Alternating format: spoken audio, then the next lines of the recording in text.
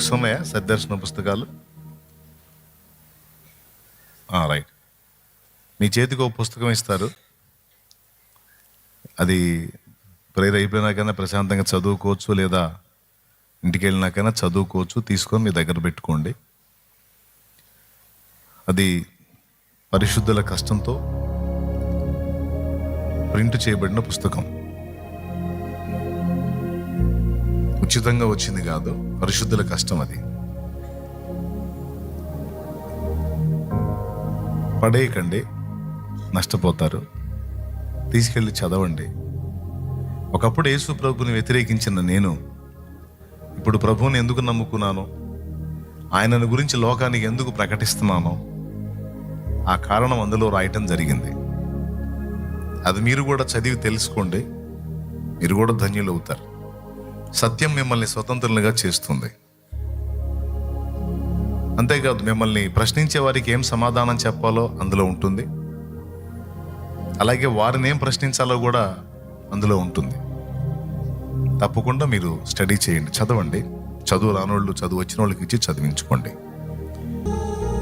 యేసుక్రీస్తుని గురించి మీకు పరిచయం చేయాలి, ఇది మా బాధ్యత. ఒకవేళ మీరు ఎప్పటికే తెలుసుకొని ఉంటే ఇంకా లోతుగా తెలుసుకోవడానికి అది మీకు ఉపయోగపడుతుంది. పునాది అనేది సరిగ్గా ఉంటేనే ఇల్లు బలంగా ఉంటుంది.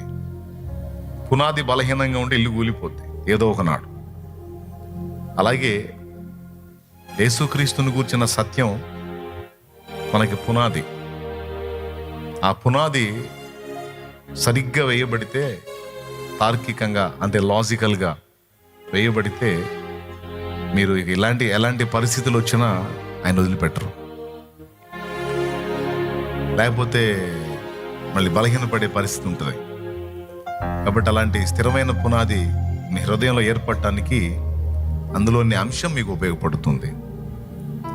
అందుకే అదొక బాధ్యతగా తీసుకుని, దేవుడు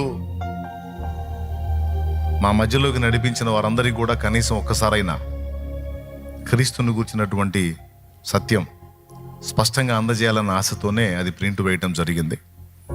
అది మీకు నచ్చితే, ఇది అందరికీ తెలియాల్సిన విషయం అని మీకు అనిపిస్తే, మీరు సొంతంగా కూడా వాటిని ప్రింట్ వేసి పంచవచ్చు. ఏ అభ్యంతరం లేదు. ఎలాంటి అధికారాన్ని మేము చలాయించాం. క్రీస్తు సువార్త లోకానికి అందాలి, ప్రజలు సత్యం తెలుసుకుని రక్షణలోకి రావాలి, మాకు అంతే చాలు. దేవునికి మహిమ కలుగునుగాక. హల్లెలూయా.